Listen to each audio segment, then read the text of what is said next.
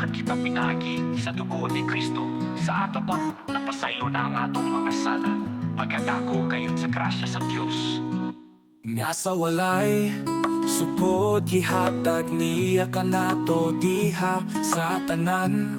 Niyang kaalam o kahibalo, ipatayag sa Diyos kanato ang tinagong laraw nga iyan ang giputan nga tumanon pinaagi ni Kristo.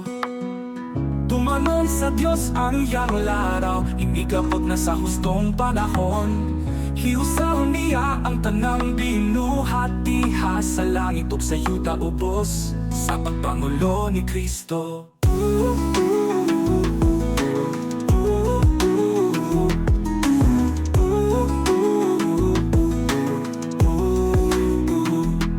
Padayag sa Diyos kanato ang tinagong laraw nga iyan ang giputan na tumanon pinaagi ni Kristo.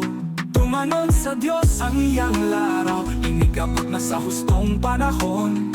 Hiusaw niya ang tanang binuhat diha sa langit ug sa yuta ubos sa pagpangulo ni Kristo.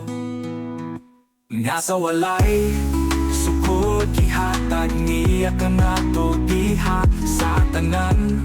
Niyang kaalam ug kahibalo, ipatayag sa Diyos kanato ang tinagong laraw nga iyan ang giputan nga tumanon pinaagi ni Kristo.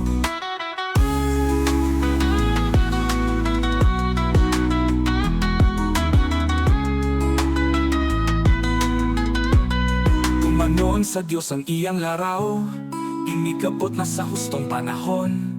Hiusahon niya ang tanang binuhat diha sa langit ug sa yuta ubos sa pagpangulo ni Kristo.